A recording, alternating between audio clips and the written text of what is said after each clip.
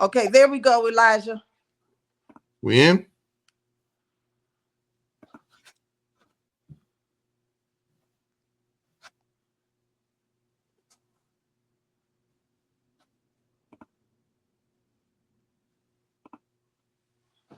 Well,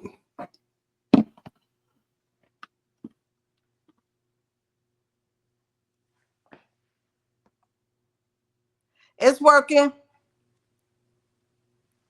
Mm.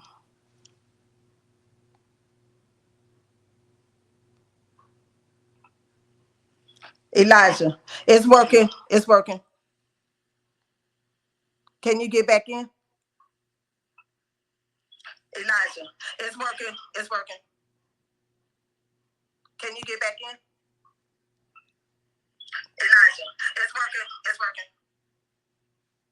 Can you get back in? Let me see. Let me call him up.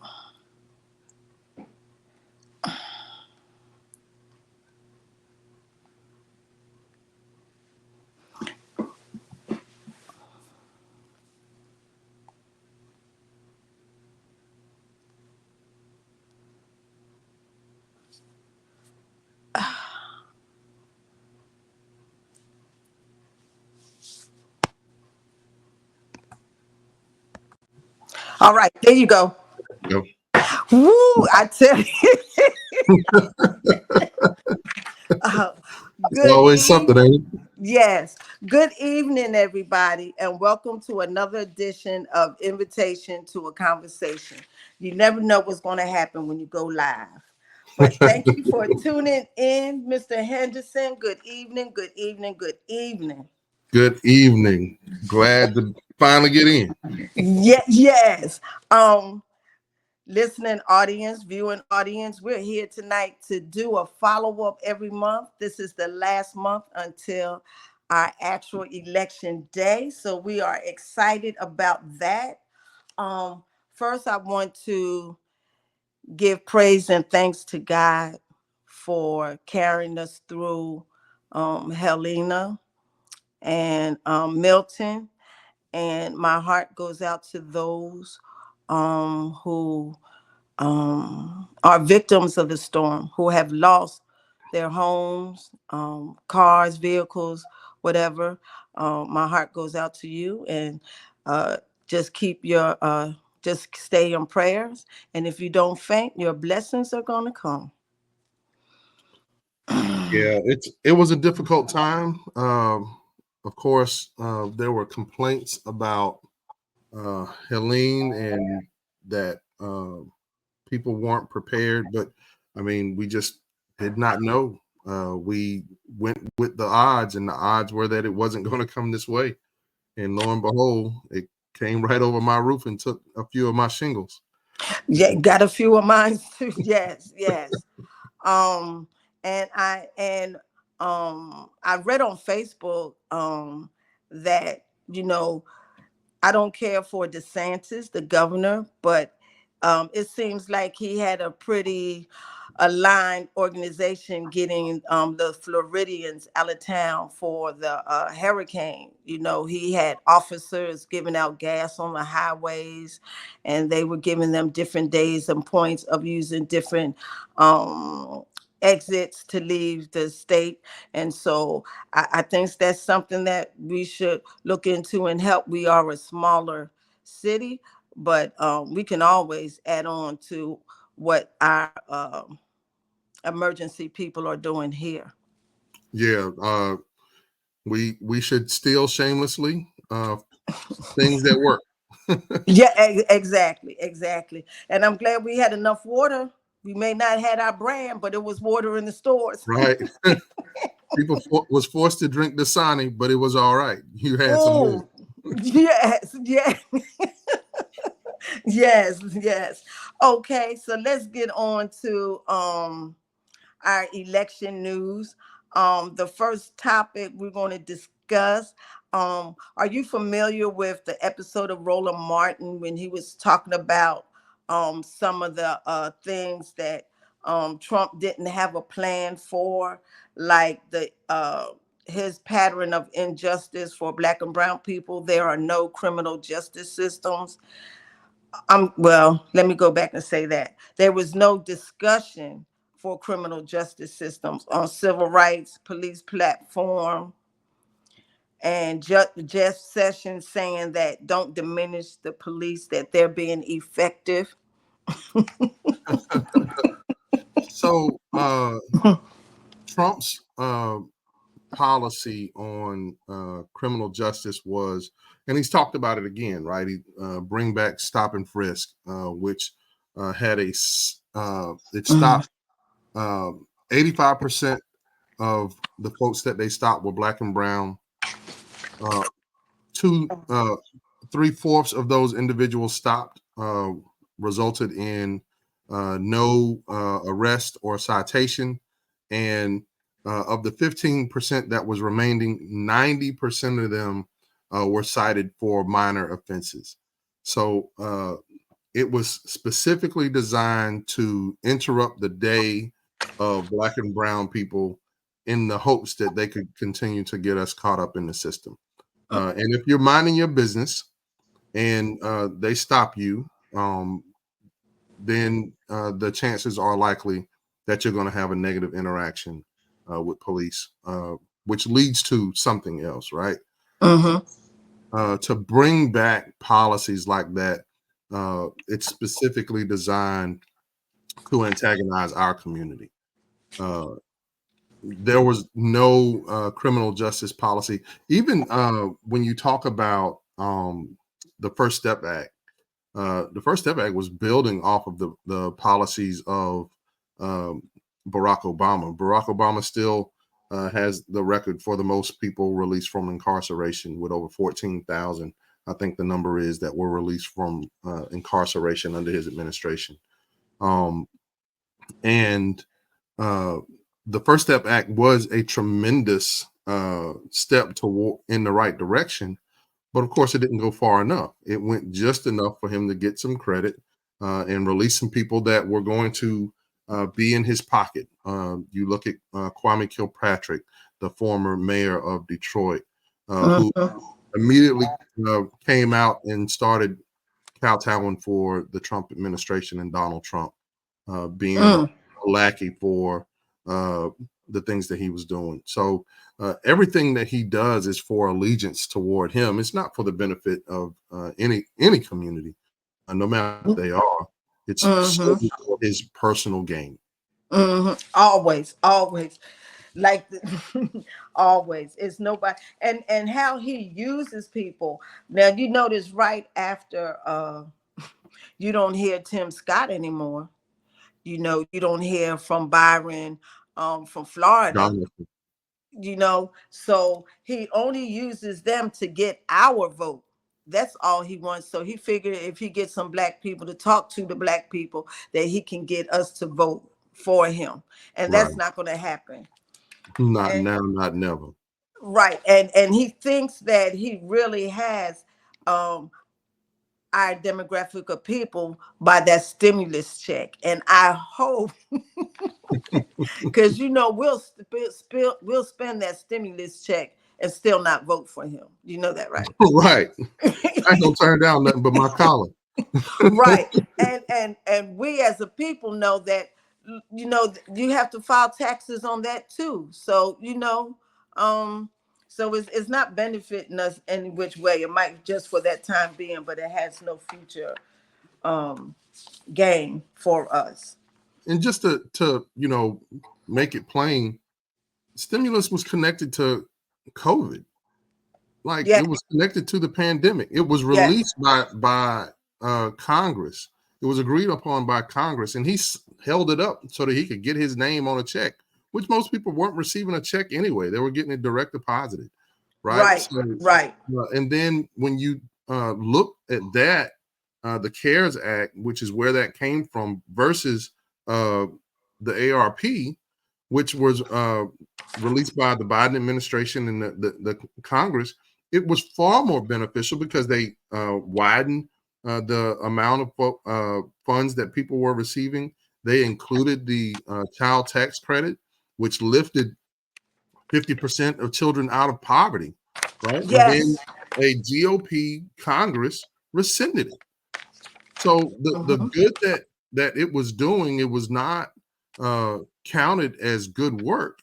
It was No. counted as a partisan opportunity to hinder the advancements of the Biden administration, and it didn't matter that the people would suffer because of those decisions.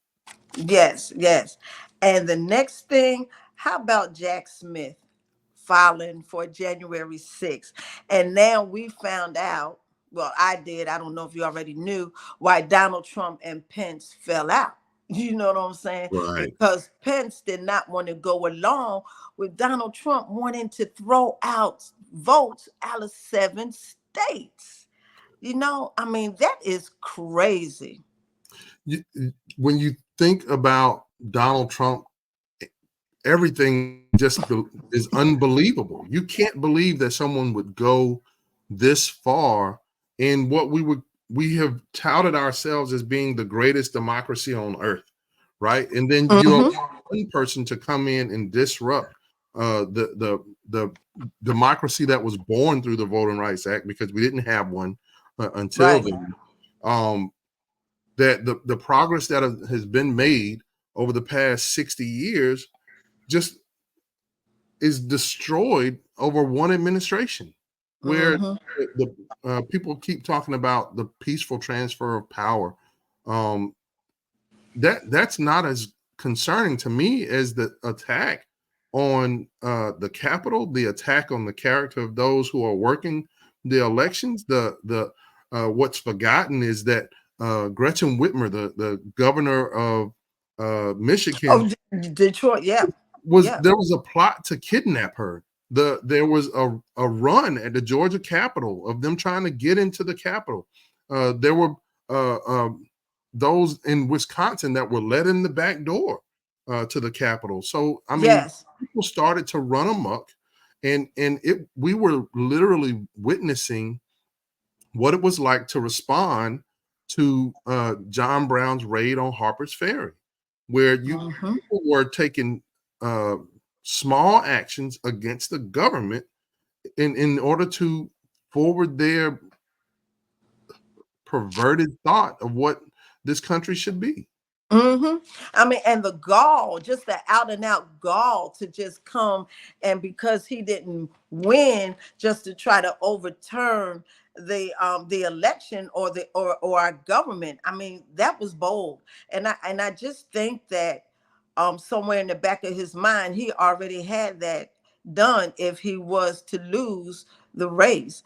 And that's what's so hard for me to understand, that right now people are so transparent to what he has done, what he did, and all of the evidence of where he went wrong, and people still want to vote for him.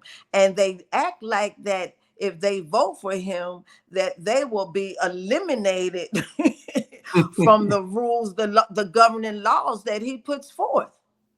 Yeah, you have to remind yourself that the majority of those who fought in the Civil War for the South were not slave owners. So Right. they were fighting for uh, a slaveocracy that they were not even beneficiaries of.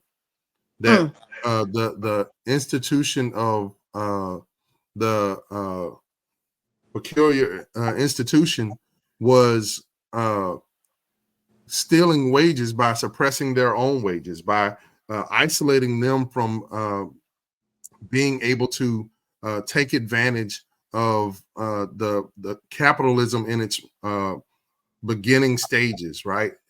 What people don't know is that Adam Smith, who's considered the father of capitalism, was actually, in some ways, an abolitionist, because he knew that slavery was not going to benefit the Mhm. small man. It was not. It was Mhm. going to stagnate access to the free market.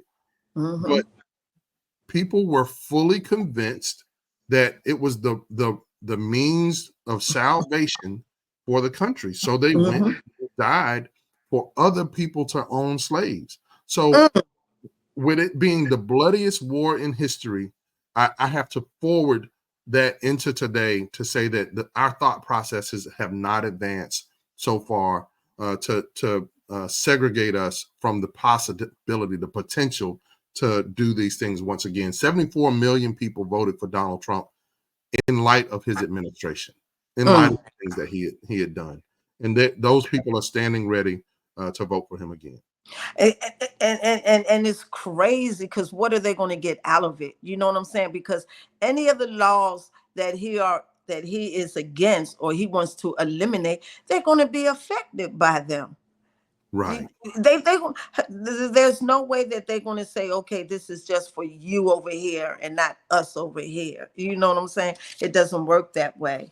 They That's forget that they are poor just like every other demographic is poor. They forget that they are working class just like every other demographic is working class. They forget that they are women, even though uh, others are women. You forget your own interest in order to yes. the interest of someone that you think is beneficial to you. But when you look at the actual policy, it is not beneficial to them. It is antithetical to their existence.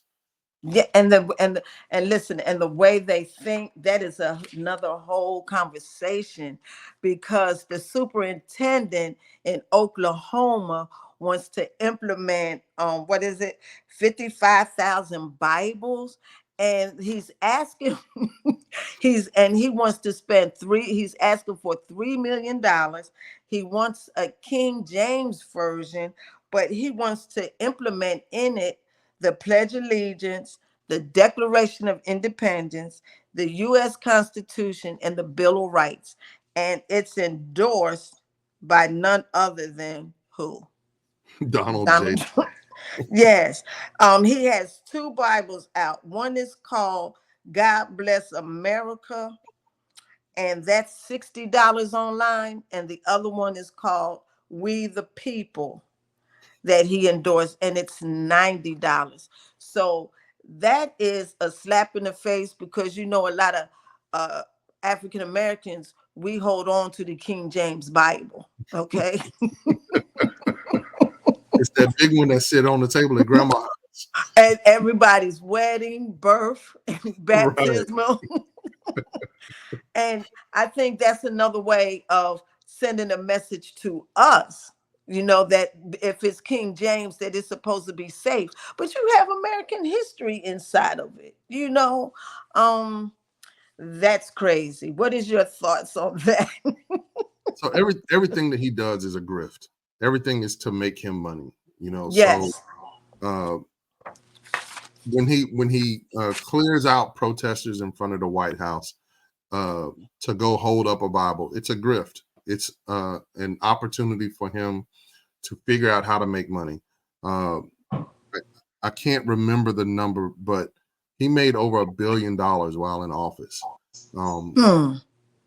and it was all a grift. He stopped at an airport, I think it was in Ireland, and then they didn't pay the bill. Like, the president of the United States is sneaking out without paying the bill, Yeah. right? Yes. Every Yes. everything that he does is to benefit him. And if somebody finds themselves buying a Donald Trump Bible because it's got the Constitution in it, man, the Constitution's online. I don't need it in a Bible. Right. Right.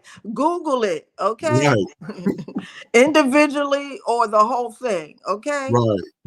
right. Yes, truly. So let's get into the meat of this season, which is election season. Um, the two things I want to discuss is men voting and young adults. Since our election season started, when I'm out in the community shopping, I ask young folks that I come upon, are they voting? And based on their answer, I'll ask them why. And then I ask them, do they know about Project 2025 and Agenda 47? And the other day I was in Parker's, and I met three young adults. They were in their mid-20s. And I asked them, were they voting? And they said they never voted. And I asked them about Project 2025, and they said they don't know what it is, or Agenda 47. So what are we doing, or what can we do? Because the information is out there, but they're still not attuned to what's going on. So I graduated high school in 94. So this is my 30th year since I graduated. And something very significant to our community was happening in Congress in 1994. It's the 1994 crime bill. Um, and we're talking about the three strike rule at the federal level. We're talking about releasing of more federal funds to local polices so that they can expand their police unit. It's also has incorporated into it the Violence Against Women's Act, which has been very beneficial for protecting women. But it, even as a social activist, when I was in high school, I still didn't know about the '94 crime bill when I graduated. Mm-hmm. There was no internet, at least not Mm-hmm. any that I had access to uh, for a couple years, right? And then you had AOL with dial up and listening to Oh, that, and then it boot you off, and then it's try to dial up again, and it'll right. send the disk for you to have 1,000 free hours of internet, right? Mm-hmm. And uh, access to that information was very limited. But now we live in the information age where Mm-hmm. information is instant.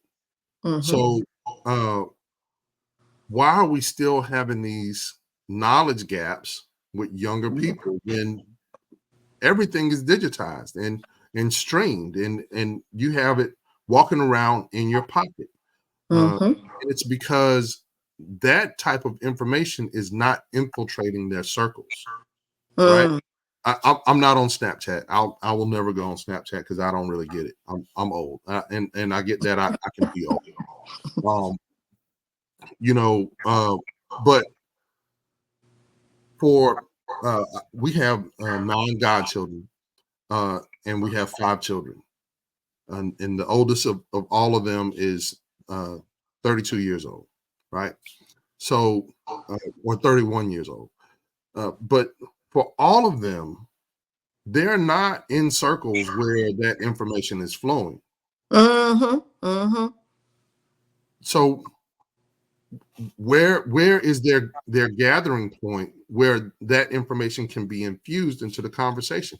And I struggle with like I have a group text with my children and my godchildren in it, and I say, hey, check your voter registration. Mm-hmm. Hey, it's first day of early voting, things of that nature. And if not for me doing that, I don't really know where that information is going to come from. And we have so many people that are interested in being social media influencers and Mm-hmm.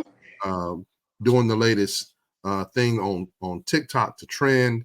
The Uh, challenges and everything. Yes. so how do you intersect with that uh, so that people can be informed when this stuff is it's it's more school to them, right? It's Mm-hmm. information that they don't really see is going to be transformative to their lives. So it's a real struggle, So that's why within our organization we partner with schools in order to do certain things so that we can keep, at least a small percentage of them involved in understanding the information. But even in that, there are failures. We still have conversations with students that we've invested in the 4 years that we've existed that still say, "No, I'm not interested in voting this year." So Mm-hmm. it's still Mm-hmm. a challenge no matter where you are.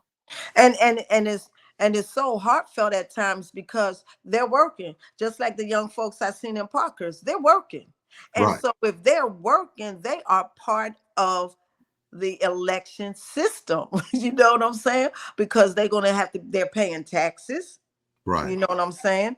Things are going up. They got to learn where they have to vote. I mean, where they can vote, where they can't vote, and about the districts. And it seems like when you're saying that it's another way we have to get to them, you remember several years ago when they said that maybe we need to add music into the education system to see if the children be more attuned to learning, to make it fun. So do we have to come up with enemies, you know, those enemies, those Japanese little people or thing, in order to put it in their face? Because you know what the pastor says, how do you learn about the word by hearing and constantly hearing? So do we have to implement voting and legislation? I really wish we could go to the high schools and have them register, you know, there in the high schools for the seniors and the ones get ready to turn 18. So I mean, we have to find a way of getting the word out to them. Yeah, and we're trying different things to do that, uh, and it's hit or miss, but we keep working at it, and we continue to get more of them involved so that we can have their perspective on how do we best communicate with them, so that uh, we are creating those who will infiltrate those circles a lot easier because they're already in those circles. So Mm-hmm. it Mm-hmm. it's a work in progress, but we just continue to plug away at it. Mhm. And that listen, and if you're listening or your relative are listening, we are putting it out there tonight. And it's like Facebook. I noticed that I try to use my Facebook page just for informative information and to let them know what's going on in the community. But they don't answer to things like that, but they will answer to everyday gossip. Right. you know so if we could make that into gossip or fun gossip, we could do that. But moving along, the last thing I think we're going to have a longer time discussing is why is there right now in the media is about black men not voting. And is it a gender thing? Is it because it's a woman's president? Or why aren't black men voting? So if you go back to the institution of the 13th, 14th, and 15th Amendment, and when black men were enfranchised after enslavement, when rights were established and protected, right? That was the last time that policy was specifically directed for the advancement of black men. Okay. So over the years, uh, black men have not necessarily been the beneficiaries of policy. They've actually suffered more because of policy. So it creates an air of I'm participating in a process that is doing me a disservice, because we can become very narrow in our view of Mm-hmm. the franchise, right? Mm-hmm. Um, even though and it more broadly, when we understand that, we understand how we're benefiting from different policies and so forth. But people in general, people are very narrow. Uh, so when you take that and then you look at how black men are targeted for disenfranchisement through Mm. mass incarceration, uh, particularly in Georgia. Georgia is the most carceral state in the entire United States. It is, I think it's fifth in the number of people that are uh, in jails and prisons, but Mm-hmm. it's number one with folks that are on probation or parole, which makes it the most carceral state in the union. And a disproportionate number of those individuals are black men. Mm-hmm. So you have those people that are, that's their interaction with government to their understanding. That's politics in their worldview.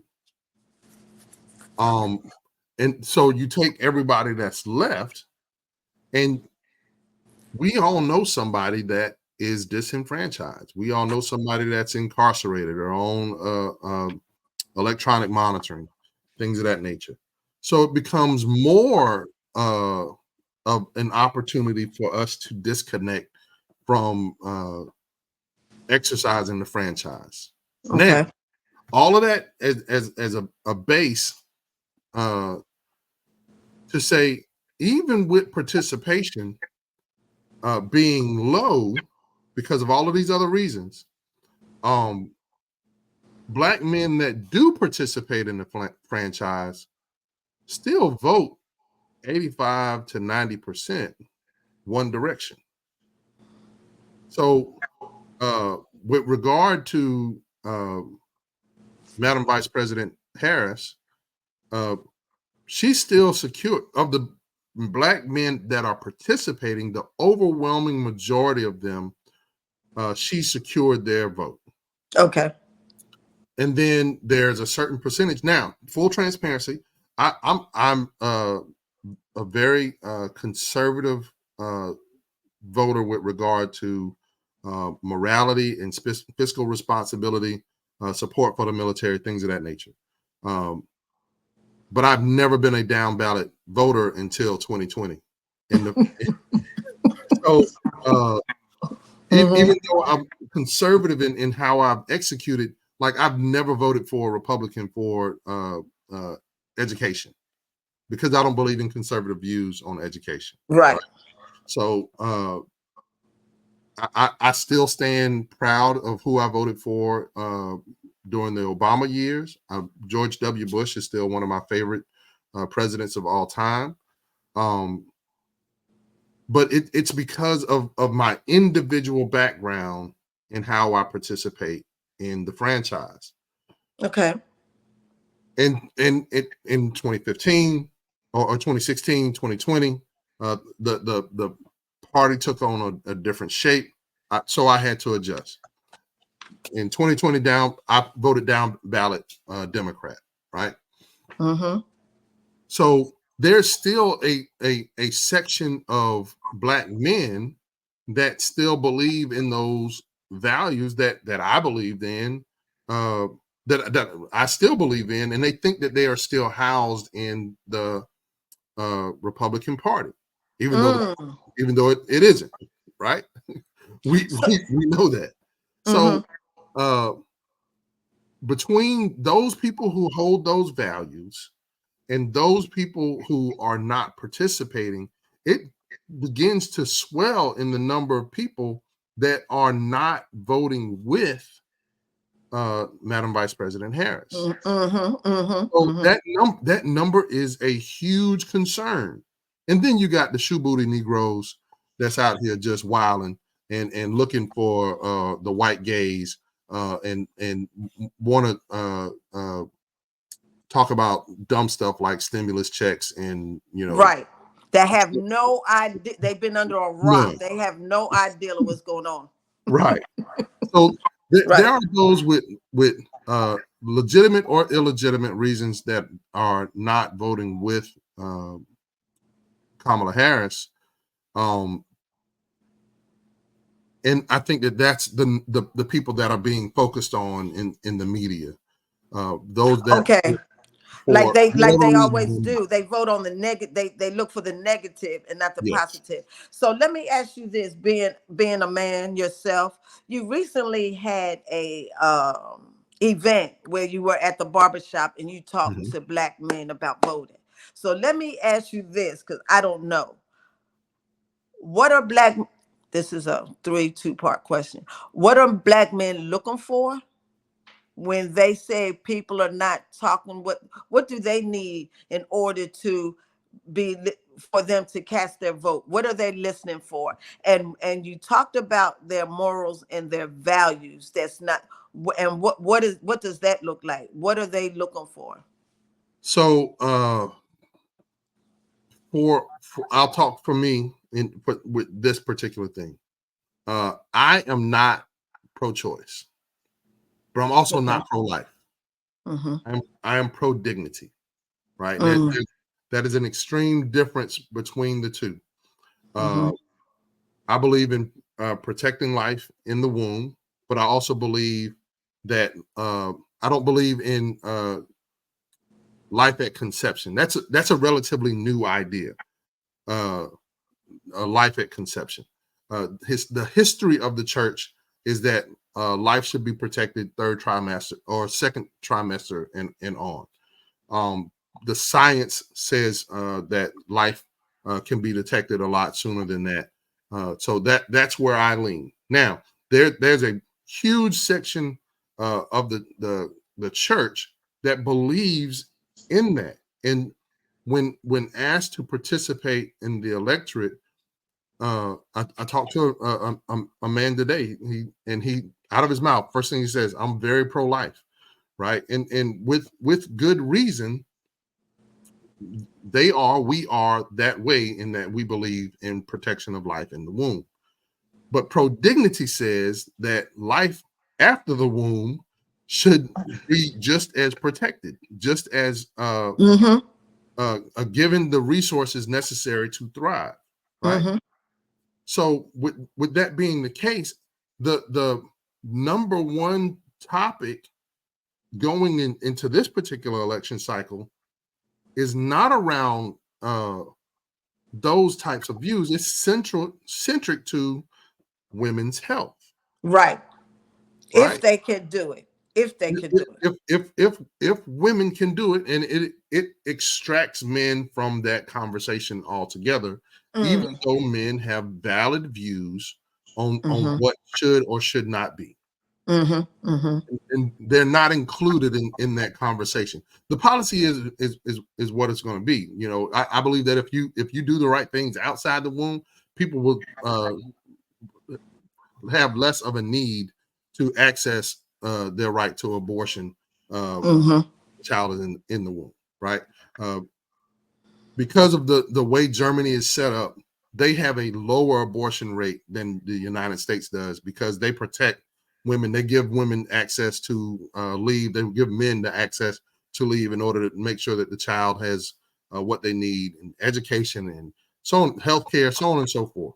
Mm-hmm. Um, so when you talk to a lot of men, they feel excluded from that conversation, and like I said before, when the history is black men have been targeted by policy and rather than brought into the room in order to help formulate policy that specifically benefits black men, uh, that's just another thing that uh, removes them from the conversation. Um, because what's impacting them is criminal justice reform, right? Mm-hmm. We're having a clinic this weekend where we're helping folks clear their warrants that have expired for statute of limitations, or they have a failure to appear in court, so on and so forth, and getting people access to early probation termination. Well, that overwhelmingly impacts black men, but Mm-hmm. it's not a part of the conversation. So the probation early termination, that law has been on the books since 2021, but that's not a part of the conversation. So black men are not a part of the conversation about policy, even though there's policy out there that directly benefits a grand swath of that demographic of people. Mm-hmm. When you talk about jobs, there's a lot of conversation about narrowing the gender gap, uh, gender wage gap, but black men are not benefiting from those policies in a way that black women are benefiting from those policies. Black men have a higher unemployment rate for those participating in the job market because and they have a lower expected wage for the work that they do. But that's not a part of the conversation. I think that we have to change how we talk about policy so that black men feel more included in the conversation. Mm-hmm. There are policies out there that are benefiting black men, but they don't understand that they're benefiting from those policies because they're not really in the room and they're not the target of those conversations. Right. It's no different than church, right? A lot of black men won't go to church because they feel like what's happening inside church isn't really directed towards them. The environment is not necessarily inviting to black men. It's the same thing in the franchise. Black men do not feel invited into the conversation, even though, just like in the church, what's being delivered is very beneficial to them. We have to learn how to speak an inviting language and include them in the conversation. Okay. So let me go back to this part. So when you talk about the ban on abortions, if we would have, are you saying if we would have included not just talk about because it's the woman's body, but how the men would feel about it too, because they're making the decision? I have a friend, known him for a very long time. He's older than me. He's several Mm-hmm. years older than me. Mm-hmm. Um, he his girlfriend, when he was 18, had an abortion, Mm-hmm. and he said, and he's almost into his 70s now. Mm-hmm. He said it's still the worst day of his life. Because he didn't have a part of that decision. He didn't have a part in that decision, right? Mm-hmm. So I know it's popular to say my body, my choice, but you don't lay down by yourself Right. to create a life. Then how, if that's the case, how did we get here? See, because when women started taking this might go into another conversation, because like you, there's a time when women started doing everything on their own and making decisions on their own. Okay. All Yes. right. For instance, let me oh Jesus, let me say this Come on to with it. Come on with let me it. say this to so um when when I gave birth to my two daughters and I didn't want any more children, they wouldn't allow me to get my tubes tied because they said they needed my husband's agreement. Correct. Did you say permission? Listen, And it's so, goofy as heck. and I told them, listen, I'm going to be raising them. I think I spoke my own life into existence. So I said, listen, I'm having these babies, okay? Mm-hmm. I'm gonna be raising them. Okay? He wasn't even in the delivery room. So why should he? So I felt like I felt that way. This is my body. Mm-hmm. I'm carrying. So And you 100% correct. 100% correct. It was not until the 70s when women can get a checking account on their own. Right. So mm-hmm, you're talking about within my lifetime that happened. mm-hmm, mm-hmm, You're talking about having access to particular job industries mm-hmm, that didn't happen until my lifetime. In mm-hmm, particular, like when we talk about black women in the workforce, it's not the same conversation as white women in the workforce, because black women have always been in the workforce. mm, So what has happened is we've adopted narratives that don't fit our community mm-hmm, and allow them to be the overwhelming voice in the room because we're mm-hmm, parroting something that doesn't necessarily reflect us or our needs. mm-hmm, Which is why when you talk about people like Alice Walker and the womanist movement, mm-hmm. it's saying that the feminist movement does not fit in the black community. Right. Because we have different ideas of the feminist movement. Right. Mm-hmm. So when you talk about people like Fannie Lou Hamer, they have a different conversation than what white women are having in that same True. parallel space and time. So the same with men.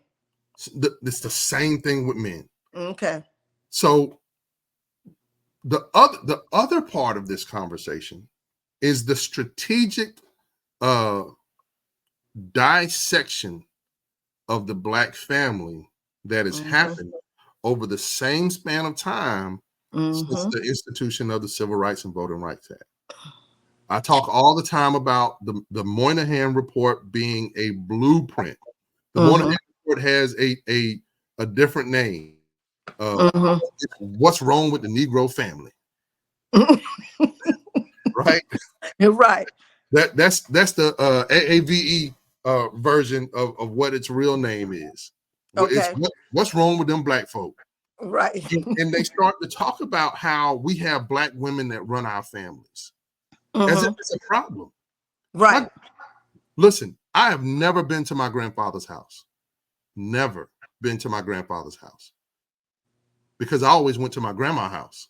They lived in the same house because in our community, it's grandma. Oh, so right. I got you now.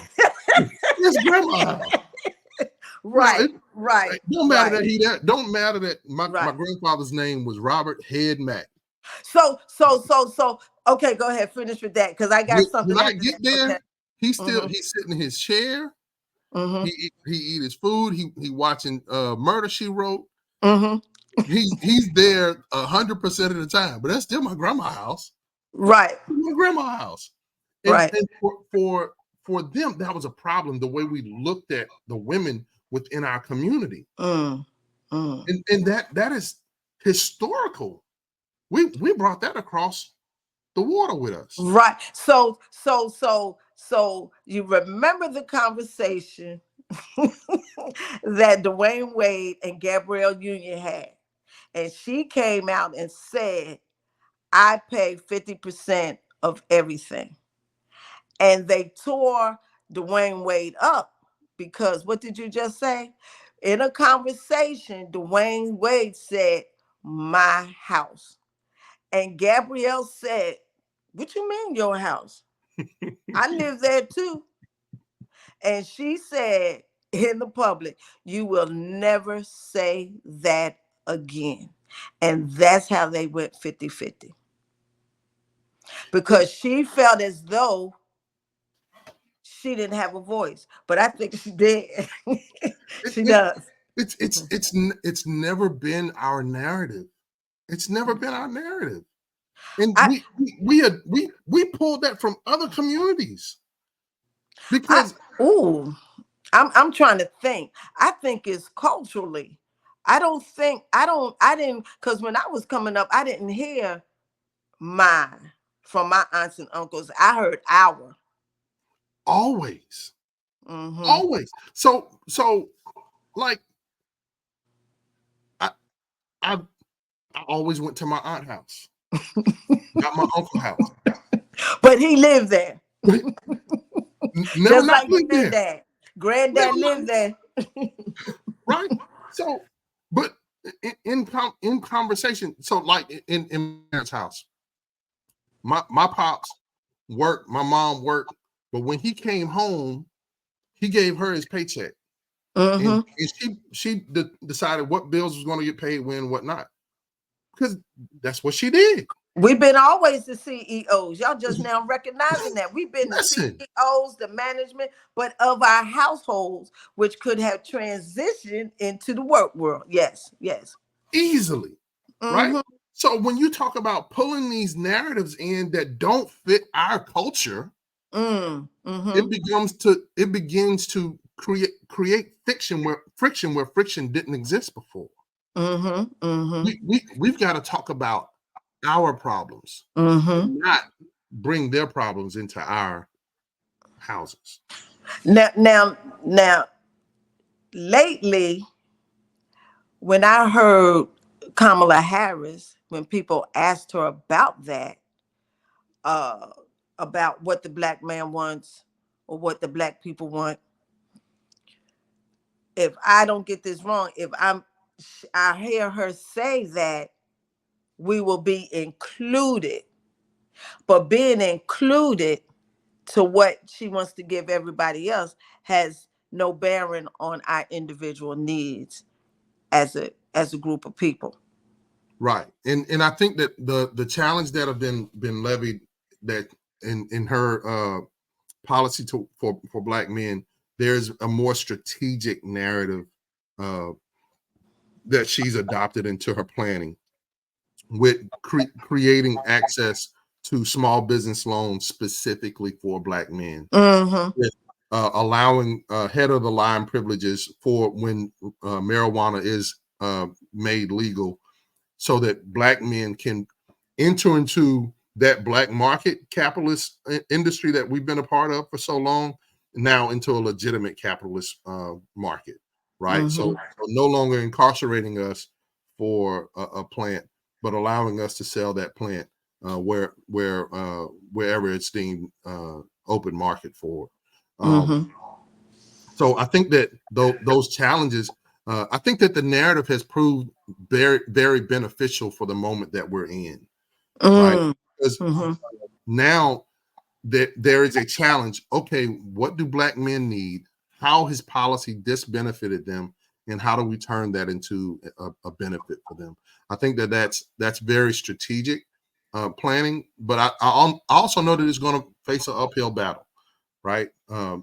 Obama released billions of dollars to Black farmers that was immediately rescinded by the Supreme Court. And then the Biden administration just figured out a way to get that $2 billion to those Black farmers. Mm-hmm. Mm-hmm. So Mm-hmm. uh, Mm-hmm. what they've historically done is utilize. Yesterday, I believe, was the anniversary of the 1875 Civil Rights Act, which uh, refused discrimination in public accommodation. But Mm-hmm. they used the 15th Amendment to rescind the Civil Rights Act of 1875, right? Which is exactly what was used to keep Obama from dispersing those funds to those Black Mm, farmers from that mm, USA lawsuit, Pickford v. Glynn.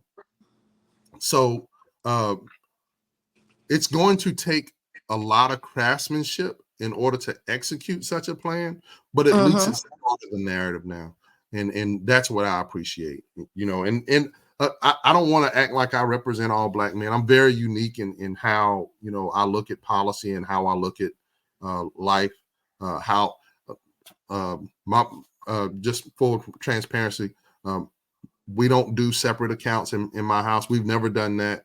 Uh, Mm-hmm. I'm the sole provider for the house, but I work for my wife and my family. I tell people all the time, if I didn't have a wife and family, I wouldn't work the job. I'd do something completely different. Some people, I Mm-hmm. spend more time and Mm-hmm. get fat on my couch. You know, Yeah. And you and listen, you agreeing. I don't believe that the woman what are CEOs and managers in their own all house. day long. You know what I I'm don't want saying? that job. Right, right. I mean, because I remember when men come home, they get home at 5, 6 o'clock, and they say, "Well, baby, we're gonna have a dinner party like at 8 or 9 o'clock. Can you whip something up?" You know what I'm Nah, saying? Working under pressure, nah. got to figure out the grocery bill. You got to figure out the inventory of what the house needs, and that's why I don't understand how it was so hard for us to have those higher upper management jobs. It might be different from a Been house doing it. to a job to a commercial business, but managing is managing. Keeping the books Managing is man. keeping the books. Yes. I'm going to look up that Moran report, Moynihan report. the 19 Moran. Moynihan. It's Daniel Patrick Moynihan is the one who put the committee together to go out and get the report. Uh, Okay. And but I what year think you said that was? it was put together in '65, and I think it was released in '67. Okay. 19. I'm gonna do that, and you always give me something to look up when you've been on here. And yes. So Mr. Henderson, is there anything else you said? What is a better Glenn up to these days? Everything is about this Justice Clinic this weekend. We are excited about it. We've got partnerships from the Georgia ACLU, Southern Poverty Law Center, Southern Center for Human Rights, Represent Georgia, Working Families Party. We've got so many people at the table that are coming in to deploy resources in order to uh, give people the legal help that they need. We've got Georgia Legal that's going to be there. They'll be helping people understand what their rights are with eviction, uh, giving people some understanding on family law, things of that nature, what their rights are. We've got Coastal Coalition for Children. They help. I learned about this last year, earlier this year with United Way. They help grandparents that are taking care of grandchildren. Yes, I'm And familiar with that program. I mean, tremendous resource that a lot of people don't know about. We've got Coastal Community Health that's going to be there. We've got so many people that are going to be there wanting to help people, and it's free food. We've got Smoked Kings, Messy Buns, Authentic Cajun. We've got bounce houses. We got the works. We'll be at Risley Annex on Saturday from 10 to 1 o'clock. If you know anybody that can utilize those resources, go to a Better Glynn, fill out that pre-registration form if you need Justice Clinic help, or if you just want to show up and get you a plate of some good smoked chicken from Smoked Kings. Come on, slid through. And listen, next year I'm gonna be mad if I'm not there with my conversation with my Yes, podcast. ma'am. Yes, Talk ma'am. to them folks. Get out in the community and talk to them. So the next time you come on, it will be after the election. Yes, ma'am. Yes, ma'am. So we can talk about who won, how many votes, who didn't, and the percentage. So right now it sounds like we have a good number of people turning out into early voting. Broke a record on Tuesday. It was something like 235,000 Yeah, compared and to smashed it. We doubled the previous first day record. that is awesome. That is awesome. We need to do that. But you know what? I used to always early vote, but didn't they push back the counting? You know what? The counting of the ballots. That threw me. I'm like, really? Did you? Yeah, so Fulton County judge rescinded that, said that they did not have authority to do that, which is a win because they have to certify the election without this stupid hand counting of ballots. So we're happy about those things. I have to be nonpartisan in these spaces. So like everything that I've said, I can talk about my personal views Right. on things, but I'm not pushing one candidate over another.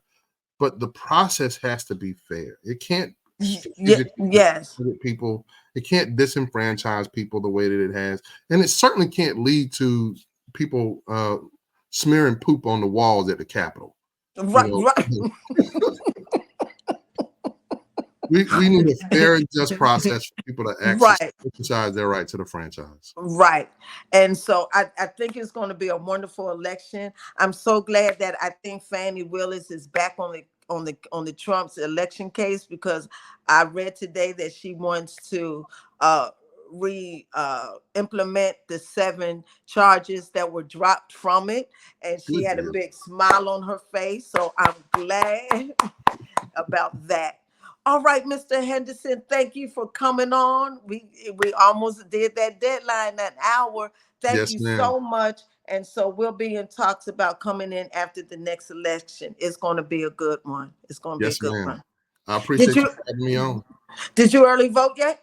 Oh yes, I was a part of Oh. that 200 and some odd thousand votes. Okay. All right. Until next month, you take care and see you soon. Yes, ma'am. All right. Bye-bye. Bye-bye.